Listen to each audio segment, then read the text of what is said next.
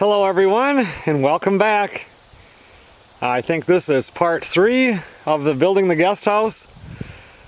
When we left off, I was just doing this. I went for lunch and I come back and now we're doing it again. I thought I would start the video now because there was something I wanted to show you. You can see this double beam that's going down the center. I have it flush on this side of the 6x6 when you think I would have centered it right down the middle. And there's actually 2 reasons why I'm doing that. If you guys remember in the last part to this video, I had to come in here and notch this because this 2x10 was higher than this one. And so I had to notch it over this 6x6. With this many joists, there's a good chance that some of my joists are going to hit on a 6x6. And there's 2 ways to look at that. Oh good, I don't have to put a joist hanger on it because nailing joist hangers sucks. But also, if that joist happens to be higher, I would have to notch it to go over the 6x6 again. And so far, these 2 joists right here and those 2 right there are a full 9.5. They're not the 9 3/8. So if they were to hit the 6x6, I would have to notch those. By doing it this way, I only have to worry about that on the one side of the building. I don't have to worry about it here. I'll just put it in like a regular joist. It doesn't matter if it's shorter or longer, like the 9.5, or if it's 9 1/8, it won't matter. I don't have to deal with the 6x6 at all. And you guys will understand that a little bit better here coming out. The other reason is I talked about how we might cantilever part of the building out on this side. By keeping it to the right side there instead of centering it, it doesn't sound like much, but it's going to gain me 1 extra inch of cantilever. And when you got to figure everything I bought was 12 foot, and so I'm cutting roughly a foot off, a little bit more than a foot off of these to make them work. So that extra inch gets me outside that much more. I don't know, if you're looking for space, it's just like every inch counts. So that's the other reason why I'm doing it. Well, I'm going to start laying this out for floor joists now. I want to set some of these in. Like I said in a previous video, the more I can get in this way before I close stuff off, it's the less stuff I have to walk around. And now when you're doing floor joists and just about everything, it's 16 inches on center. If you're doing like 2x10 joists, if you get into doing floor trusses, it might be 19.2, could be 24 inches on center. Even with a TGI or an I joist, they can be 19.2 on center, but we're doing 16. So you would think you would hook on the end of the building and just go 16, 32, 48, 64, but you don't. We have to stay 3/4 of an inch under that. So I'm going to go 15 1/4, 31 1/4, 47 1/4, 63 1/4, all the way down the line. And I'll show you why in a minute.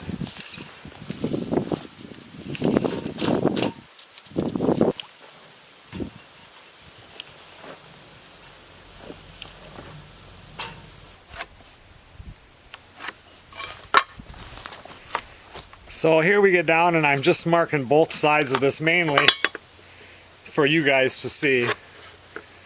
So here's where my joist is going to go. So let's say all of the joists are in, and now we're going to come back and lay our piece of plywood. I'm going to start with an 8-foot piece, you know, a lot of times 8s and 4s, whatever. When I lay that 8-foot piece, I went 15 1/4, so here I'm 95 1/4 inches.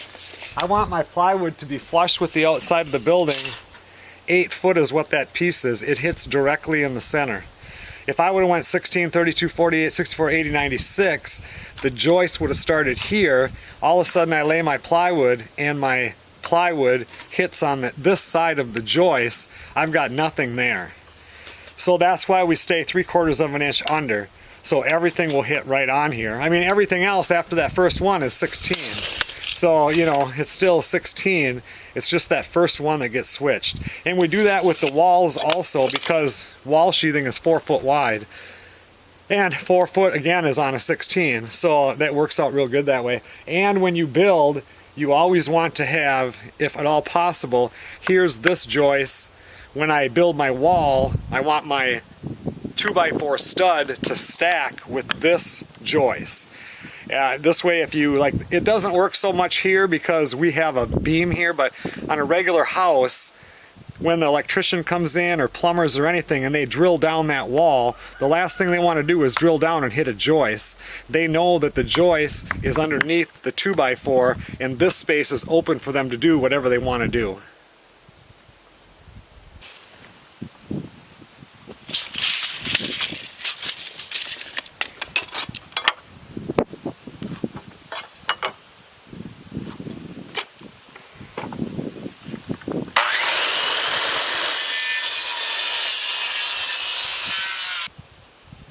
I'm going to show you how you kill two birds with one stone right here. I'm trying to get this, I know it's getting windy out so it's harder to film, but if I show this trick then I can just lay some joists. I'm going to put one of these on each side.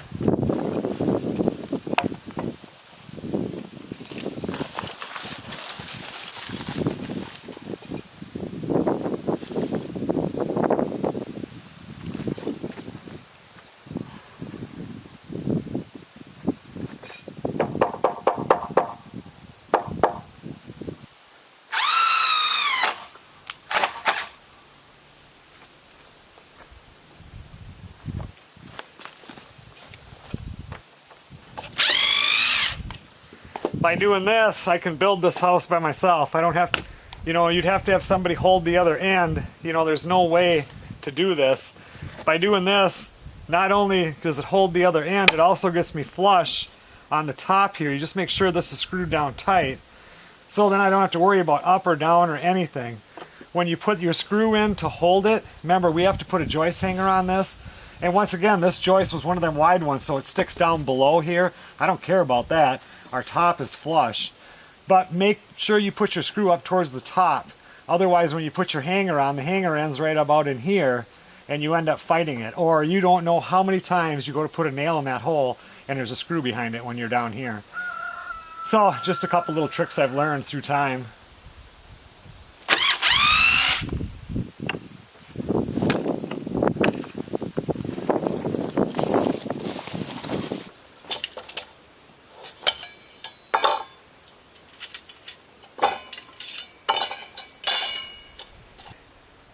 Well, let's talk about the correct way to do a joist hanger. Every one of these on each side, unless it's sitting on top of a 6x6 beam, is going to have a joist hanger. This here gives it the 1 3/4 bearing that we talked about earlier. When we put these in here, you can just slap them in raw like this, but the better way to do it is to either use construction glue or some kind of caulking and get in the bottom of it like this. What this is going to do is help eliminate squeaking. Also, you can see here, this is about 1/8 short. I have it 1/8 short on both sides because wood against wood like this, it can squeak. So I don't know, you probably won't be able to get that the whole time. Once in a while, one's going to get tight. But we do it like this. Bring that up so it's nice and tight. Tack that in. I usually hand nail this top one. Usually if we're doing a deck, we'll put them in, we slap the joist hanger in, and with a deck outside we don't use this because you're not living space above it.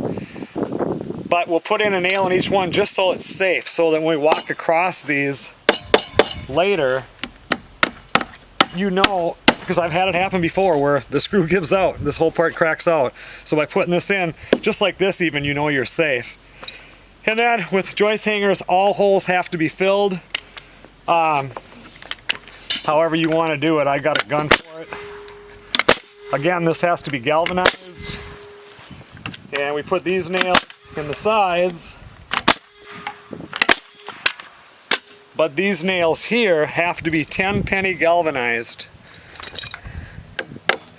I don't know why. They say it's tying this with this.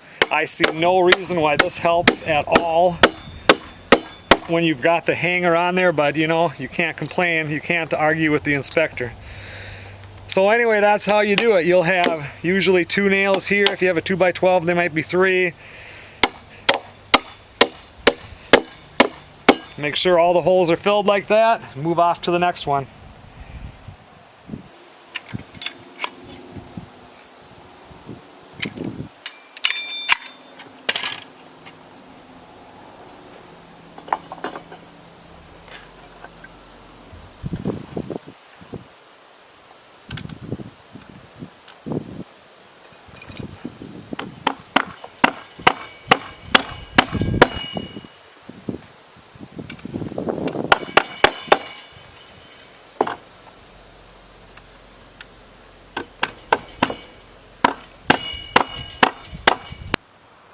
Well, I'm going to shut this off for a little bit and just start setting joists.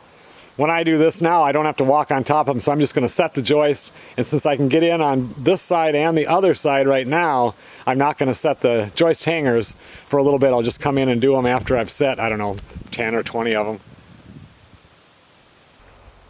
I just wanted to show you guys this quick since I'm setting joists. On these joists, I'm cutting them roughly 20 inches off, 19 inches. And I'm just cutting them off the one end. But now when I take a look at this one, my next one I'm going to cut, I see that knot at the end right there. Well, no reason to fight that knot. Trying to get a joist hanger nail into it, anything. You can see how it's cracked here, kind of a weak spot. Just cut off this side instead and save yourself the trouble.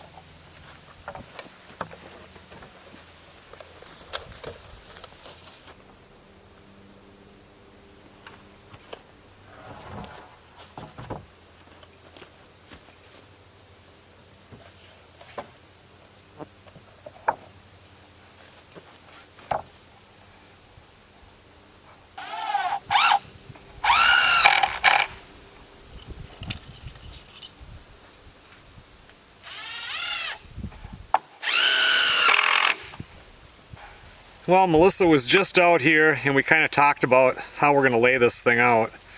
This is how it sits. This is the 32-foot way. This is the 22-foot way. This is the front. So when you come in, I kind of think maybe the door should go over here because this is kind of a dead area in a way, but she said I don't really care. I'm not too picky about that. It would look better in the center. So, and she kind of thought it should be in the center. So we'll see, but this is going to be like living area. And then kitchen here, and then this is just going to be coming out, and then it'll have a like breakfast bar area where you can have stools to sit. I'm not worried about any real dining room here. My main thing was where the bathroom is. I'm going to put the bathroom in this back corner, utility room here, kitchen here with a sink on the outside wall. I just think it's so stupid when they put it like here overlooking the people. I mean, you need to have a window to look out when you're doing dishes, to me. And then this way, my main thing is this.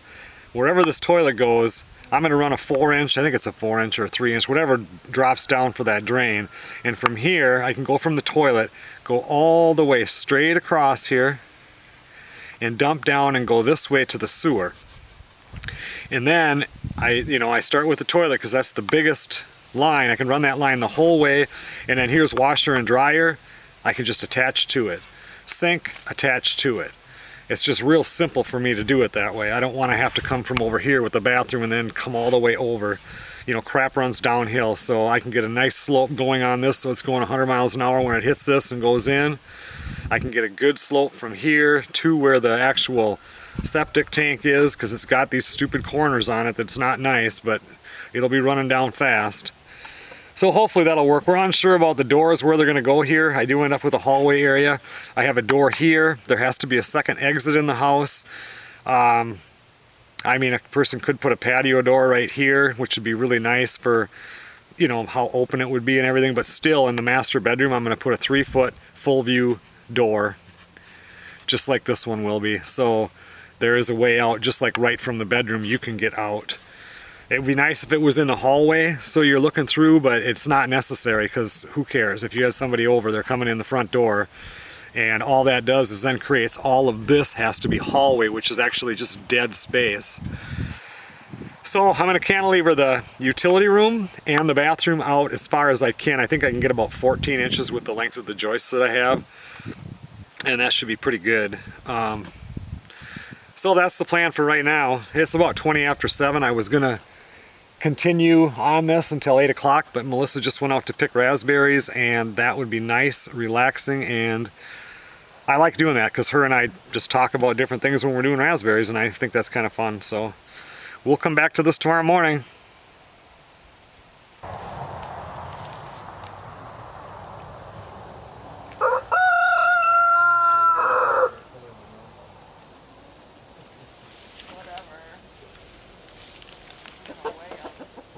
Oh, that wasn't what happened last time.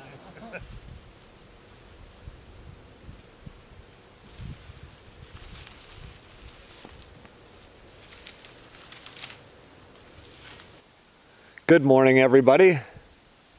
I see that the project didn't continue at all while I was sleeping. We've got some rain coming today, it looks like, but I do want to get moving. First thing I'm going to do, as much as I dislike even the idea of it, is I'm going to put all the joist hangers on this side of the all these joists, because I can just stand right here and access them. Once they're in here, then you got to bend over or else jump between each one. So save a little time and get those on right away. I posted the part 1 video last night, and was just going through some of the comments this morning, and some of them I just get frustrated on, but other ones are pretty good. And somebody was talking about using the foil, like the foil backed bubble wrap, as insulation. And foil backed bubble wrap is not insulation. It helps with heat transfer quite a bit. It's not going to pass any code unless, you know, you're wrapping your heat ducts with it that are up in your rafters. And this is Minnesota.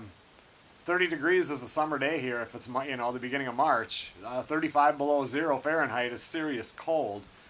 And we're going to build this up to code. So the foil back stuff, like they said, on the floor or on the skirting isn't going to do me any good here. We need real insulation. What was another one? Oh, somebody said, why didn't I clear all of this out underneath before doing anything? Maybe they didn't watch the other video, but this is a whole cement thing down here that goes up and down, and why would I go through the cost and the time to come in here and bulldoze this whole thing and get everything cleaned up when I'm just going to cover it up? That was the whole idea of this is a great place to put it. I don't know. I'm not really worried about that. I don't need that time and expense.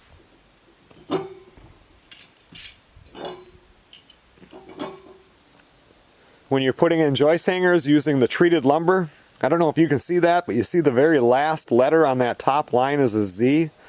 It's got to have the Z, so it's zinc plated. Otherwise, if it's, I have not even seen a hanger that's not zinc plated in a long time now, but otherwise eventually the chemicals in the green treated will eat it away. So got to make sure it has a Z.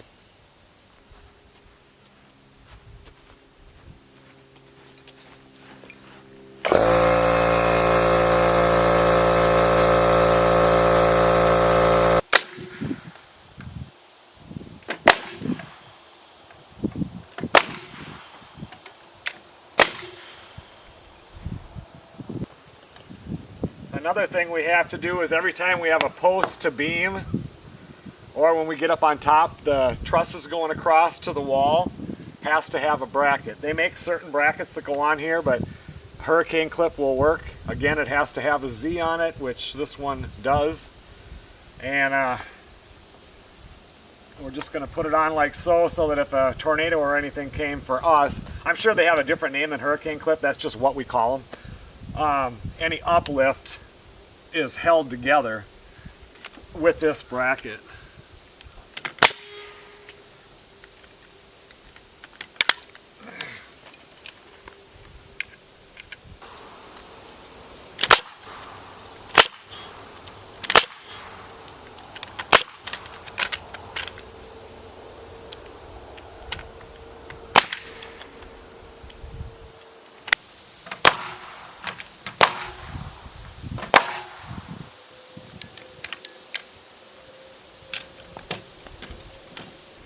Another thing you can do if you don't want to put in the joist hangers, it wouldn't work up on the rafters or the trusses, but you can, it's called a squash block. You cut a piece of like this 2x10 that would be tight. Still, we leave about an 1/8 inch gap so it doesn't squeak. Put that down in there, fasten it to here, and then you can fasten through each side into it. So every other space you would put a squash block, and that holds the joist to the beam and eliminates the fact of having to put on a joist hanger.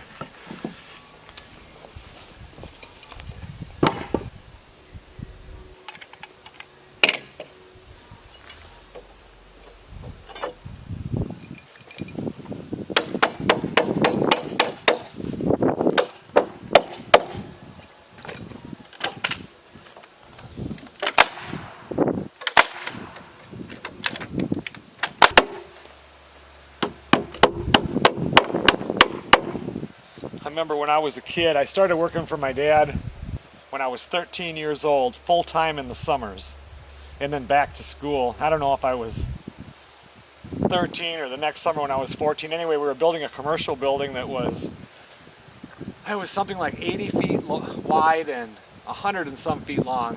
And we had these big paralams going down in two places down the center, and then it was floor trusses in between them. And we didn't have air guns back then at all. And he drops me off there in the morning, and I had the box of joist hanger nails, and he said I want a hanger on each end of every one of those floor trusses. It took me more than a day. Talk about, you know, when you're that young, you're banging your fingers. Even at this age, if you're doing this by hand nail, you're going to hit your finger eventually because they just suck. I should have quit right then. I really should have.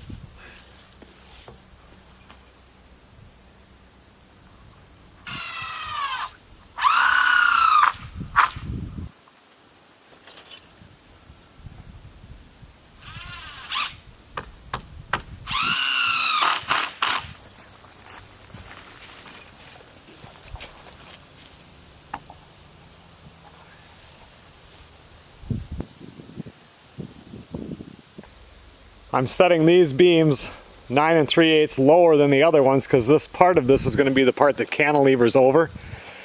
But this one needs to be a triple, and I have one joist that has too much of a crown in it, and it's a perfect place to use it is right between these two.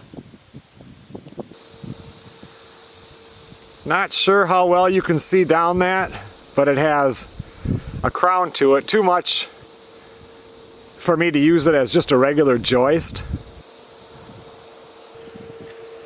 But if I cut that crown out of it and sandwich it between those two, it'll work just fine, because all that third member is doing is keeping that header from sagging, and this will still do that. I just need to cut this out so it doesn't stick above.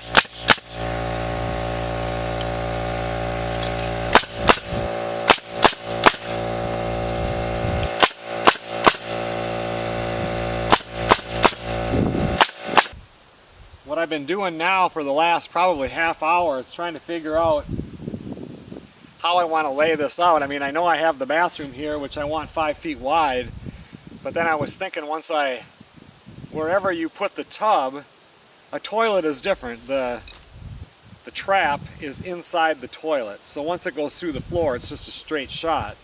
Kitchen sink trap is, you know, in the cabinet. Bathroom vanity the same. But that tub, you know, I'm not wanting that trap to get down into this area because this is going to be insulated. Well, it'd be up here, you know, because this is going to cantilever over. I don't know if I'm going to have to build that tub up in the air. I'm not really sure. And then, but when I do this, I have to make sure, because with the, you know, a toilet, if your toilet is against the wall, you know, 12.5 to 13 inches is where the drain is going to go down the center, so you don't want to have a joist there. If it's going between two walls, well, you need to have 30 inches. We like to do 32, so that 15 to 16 inch mark, you don't want to have anything in case you put the stool there. Since I don't know the exact layout of this bathroom yet, that's what I'm trying to figure out. I don't want to make sure that there's no joist in any area where I might put it.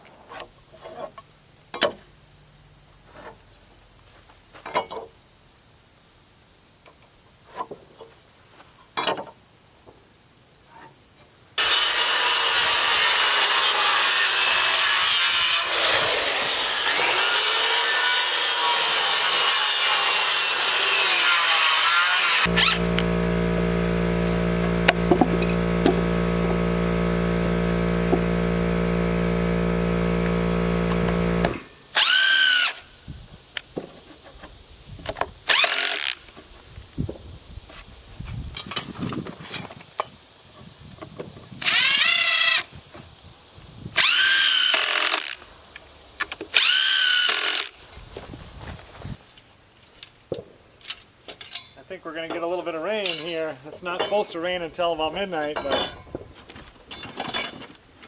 think this one cloud might drop a few raindrops.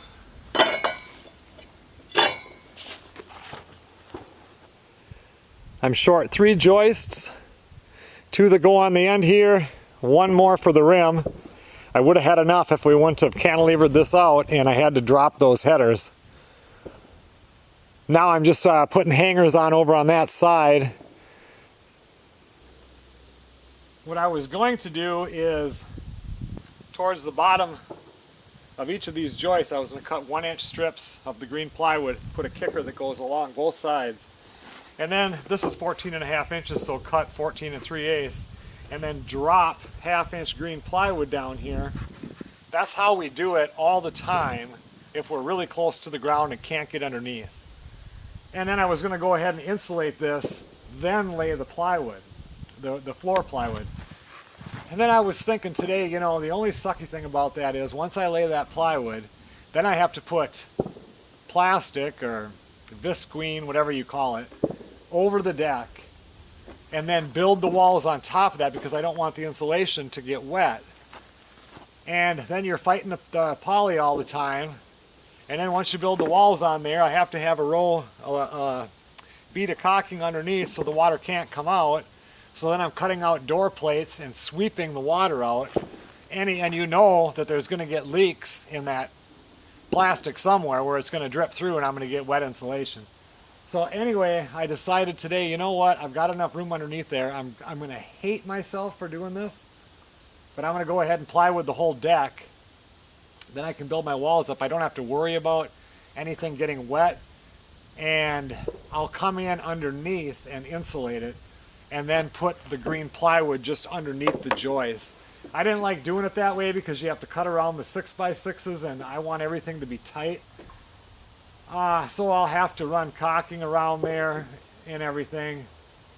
That's the part that I'm not going to like. Insulating is not a big deal. It's going to be me underneath there by myself with a 4x8 sheet of green plywood trying to hit the joist with the staple gun. Yeah, I don't think I'm going to be filming a whole lot of that.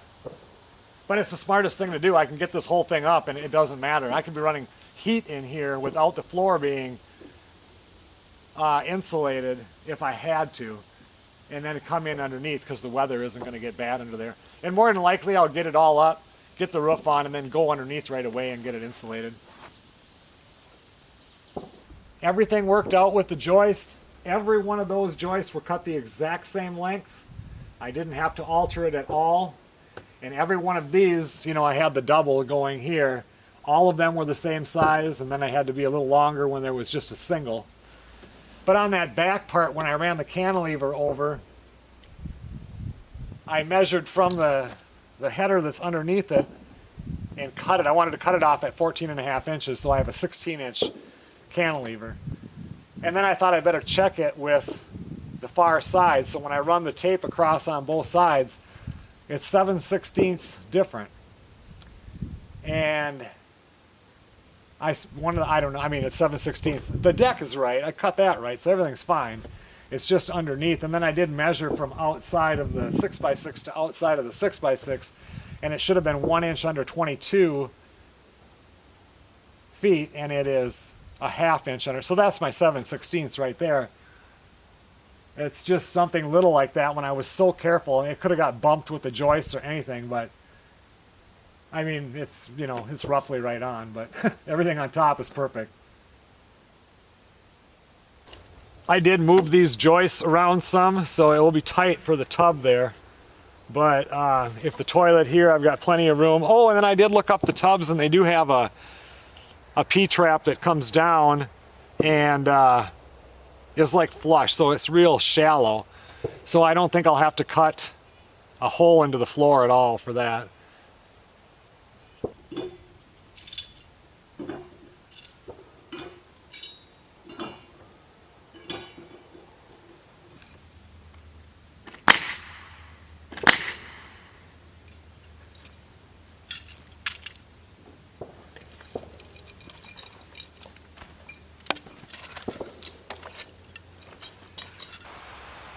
Well, that's it for tonight.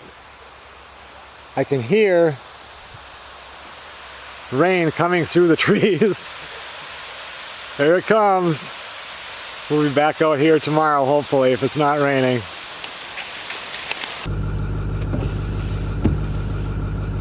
Good morning, everybody. A couple minutes after 7. Rain coming. There's just going to be like scattered rain showers. I want to get the trailer hooked on the truck and run to the lumber yard and grab 3 2x10s treated that are 12 foot long. Almost an inch of rain has fallen since I left to go to the lumber yard this morning. It's, I don't know, 3:45 right now. I haven't been able to do anything. I would do something outside for a little bit and then here would come another rain downpour. I think we have another one coming again. I did get the next load of lumber ordered for delivery and the roof trusses for the guest house. So trusses will be here next Tuesday. I think the lumber will be here Tuesday or Wednesday.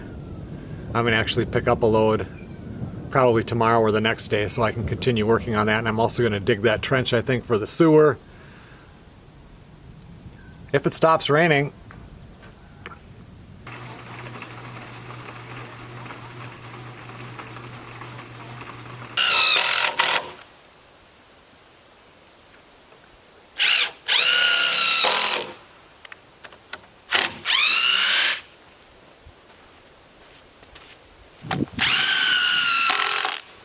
Came out here about 45 minutes ago, grabbed my apron, my drill, come around the corner out of the workshop, and the rain started falling. I could hear it on the tin roof. Put everything back, went inside, it downpoured again. We got about, I think it was another 1/1100ths of an inch of rain. Now it's like almost 7 o'clock at night, and I thought I'm going to come out here and at least put one of these boards on. I really want to figure out how the kitchen is going to lay out here to see where I'm going to cut this off. Now that, did I talk about that last night? We totally changed the layout of the place, what we were going to do before and what we're going to do now. So, like I said in the last mobile home restoration when we switched over, it's definitely a 50-50 process. You know, you want to make sure everybody's happy.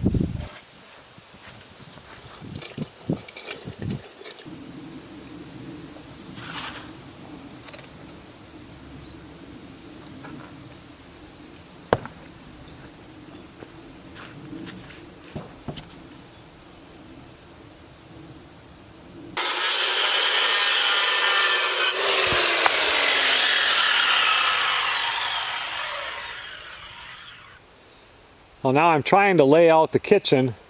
This wall here is going to be the wall that has the stove against it. The back wall will have the sink because then we can put the window above the sink.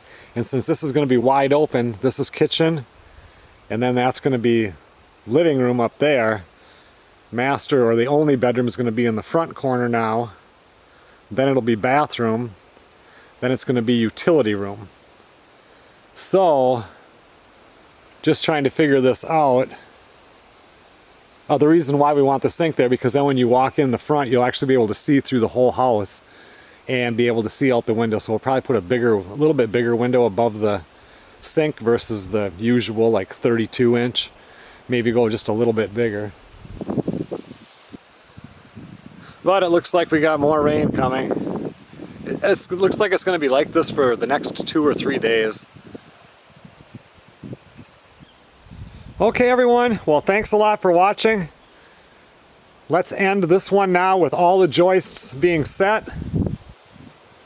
And we'll pick this up again tomorrow, or if it's not raining. I want to get these up though in a timely fashion, so let's just end this right now.